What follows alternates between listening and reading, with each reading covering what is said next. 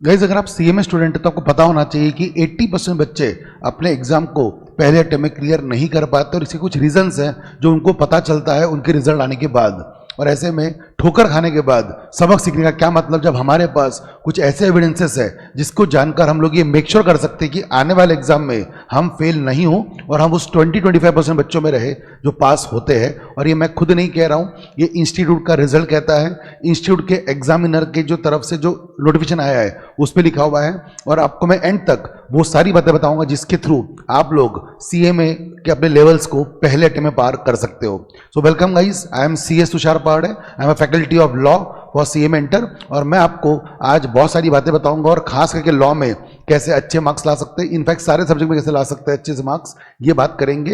And उसके लिए पहले let's go and deep dive into the upcoming result जो अभी रिसेंट में आया था December 24 का। और अगर आप देखेंगे एक बार सीएमए इंस्टीट्यूट का रिजल्ट जो 24 में अभी रिजल्ट आया था, तो इंस्टीट्यूट का कहना है कि ग्रुप 1 देने वाले बच्चे 16% है, ग्रुप 2 वाले 28% पास होते हैं, पर एवरेजली अगर जिन्होंने बोथ ग्रुप दिया है ना, वो सिर्फ 9 या 10% है, या 17 है, या 16 है। मतलब मैं आपको कंजर्वेटिव वे में मैंने बोला था कि 20 पास होते हैं और 80 फेल होते हैं। वैसे तो देखा जाए तो 80 भी नहीं, ज़्यादा ही फेल हो रहे हैं और 20 भी ढंग से पास नहीं हो रहे हैं। Same if you go to final level, same data आता है 20%, 14%, कुछ एक एग्जाम्पल में 50% हो जाता है, बट एवरेजली द रेटा इज 20%। और ऐसा क्यों होता है? क्यों होता है कि सर हम 20% बच्चे ही पास हो रहे हैं, क्या 80% बच्चे पढ़ाई नहीं कर रहे? बिल्कुल करते हैं।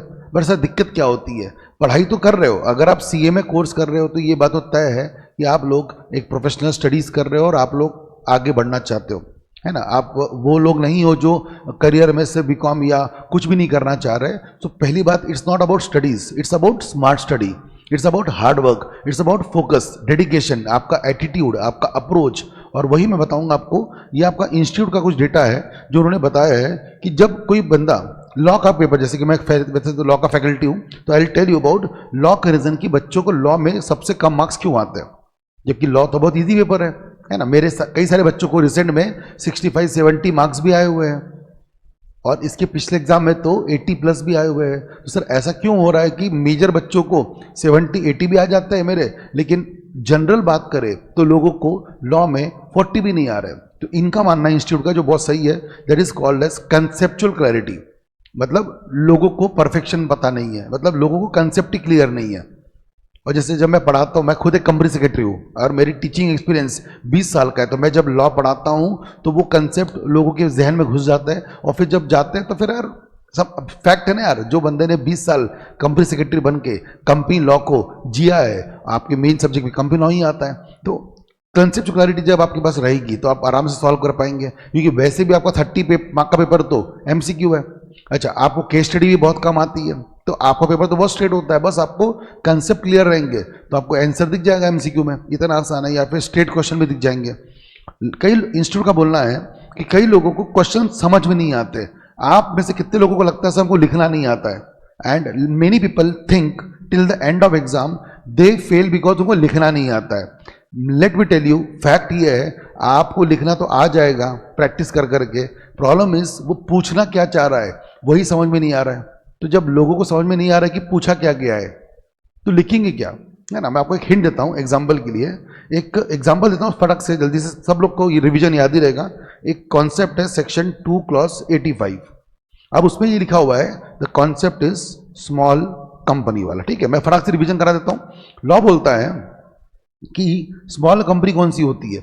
Any company other than public company जिसका paid up capital should be less than 4 crore या फिर turnover should be less than 40 crore. ये बहुत क्लियरली बोला है, सिंपल सा है।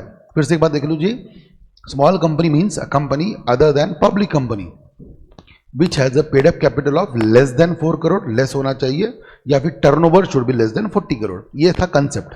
अब क्वेश्चन सुनिएगा, और क्वेश्चन ऐसा, मैं लेट से मैं लिखता हूं, TP एडटेक लिमिटेड, इस कंपनी का पेड अप कैपिटल 20 लाख रुपया है, टर्नओवर 60 लाख रुपया है। इस कंपनी को स्मॉल कंपनी बनने की इच्छा है। बताइए ये कंपनी स्मॉल है क्या? सामने में आपके दोनों चीजें हैं, ये थियरी है, ये थियरी है और ये इसके ऊपर बना हुआ क्वेश्चन है। एंड आई होप आपने पॉज करके कंसेप्ट समझ लिया होगा, सॉल्व किया होगा। अगर आपका आंसर है यस सर स्मॉल है क्योंकि इसका कैपिटल 20 लाख है, टर्नओवर 60 लाख है, which is very very less than this, तो आप गलत है क्योंकि कंपनी यहाँ पर टीपी एडटेक लिमिटेड है और ये कंपनी पब्लिक है। और मैंने ऊपर बोला हुआ है a small company means a company other than public company. अब आप अपने मन में सोचिए, नीचे कमेंट में बताइएगा आपको कैसा लगा। ये क्वेश्चन सिंपल सा था, स्ट्रेट क्वेश्चन था, बट कंफ्यूजिंग था। ऐसे मेरे पास कम से कम 150-200 केस स्टडीज़ है जो मैं कराते रहता हूँ अपने बच्चों को, और आपके भी इसी चैनल पे आते रहेंगे आगे जाके, और आपको भी सब करने मिलेगा। लेकिन मैं बता रहा हूँ कि problem is not about answer writing, वो तो कर लेंगे। Did you understood the question in true manner? और ऐसे मेरे पास बहुत एग्जाम्पल्स है, मैं आपको बताऊंगा। अभी तो मैंने ज़्यादा बड़ा एग्जाम्पल लिया नहीं क्योंकि मुझे नहीं पता कि कौन सा बच्चा ये कंसेप्ट पढ़ा है नहीं पढ़ा, तो इसलिए मैंने सिंपल से एग्जाम्पल दिया। बट हाँ, इंस्टीट्यूट का मानना है भाई लोगों को क्वेश्चन समझ में आते ही नहीं है। अच्छा, आग भी गए, when they write answer they just write without any reason, मतलब लिख दिया हाँ company small because company is not big, मतलब कुछ भी लिख देते हैं ऐसा। तो ऐसा इनका मानना है कि सर लॉजिक नहीं है पीछे में और बैकग्राउंड नहीं, मतलब जब आप आंसर लिखते हो उसके पीछे जो रीजन होता है वो लिखना आना चाहिए, वो नहीं आ रहा है इनका मानना है, ठीक है ना। फिर जो एवरेज भी बच्चे हैं उनका भी आंसर करेक्ट लिख नहीं रहे, दे ट्राई एफर्ट देते लेकिन हो नहीं रहा है, ठीक है ना।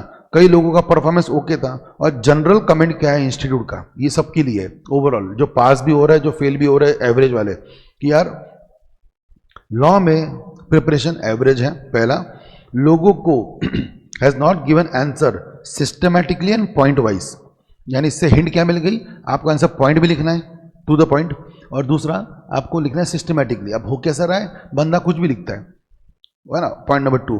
और तीसरा, लोगों ने प्रिपेयर ही नहीं किया है। और ये मैं नहीं बोल रहा हूँ, ये आपके इंस्टीट्यूट का कॉस्ट अकाउंटेंट इंस्टीट्यूट का एग्जामिनर की समरी है। बस यही है कि दिसंबर 24 की अब तक आई नहीं है, वो भी आ जाएगी, अभी तो एक रिजल्ट आया है, बट फिलहाल मैंने आपको पुराना दिखा दिया है, दैट्स ओके, कंटेंट वो नहीं है। 2 बातें आपने देखी and then you understood now why people fail. It's not about you don't know, तो what is to be done. अब मेरे पास सबसे 5 की टेकअवेज है ना, 5 थिंग्स जो आप कर लेंगे तो आपके चांसेस पास होने के बढ़ जाएंगे, ठीक है ना। तो पहला तो होना चाहिए आपके कंसेप्ट्स क्लियर। इसके लिए मैं रिवीजन बैचेस शुरू कर रहा हूँ बहुत जल्दी, और डिस्क्रिप्शन पे आपको एक व्हाट्सएप ग्रुप की लिंक भी मिल जाएगी, वो भी ज्वाइन कर लीजिएगा। और साथ साथ में इस यूट्यूब चैनल को सब्सक्राइब लीजिएगा, इंस्पायर फॉर सीएमए, ठीक है। तो यहाँ पे आपको मिल जाएगा। कंसेप्ट्स क्लियर होने बहुत ज़रूरी है। बेहतरीन तरीके से मैं कंपनी लॉ या फिर आपके जो लेबर लॉज है, एथिक्स है, ये सब कवर करा दूंगा।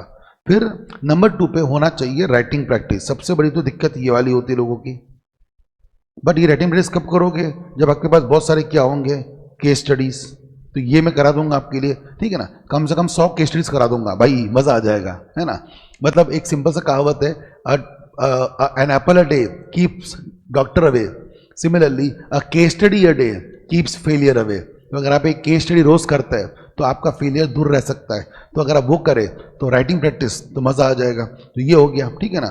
फिर टेस्ट पेपर या टेस्ट सीरीज बहुत जरूरी है, क्योंकि आपको लगता है हमको आता है, बट ओरली आता है, मन में आता है, लिख के देखोगे ना तो वो नहीं आ रहा है। तो ये सब करने के लिए आपको राइटिंग प्रैक्टिस या टेस्ट सीरीज देनी जरूरी है, आई गेस 4th नंबर।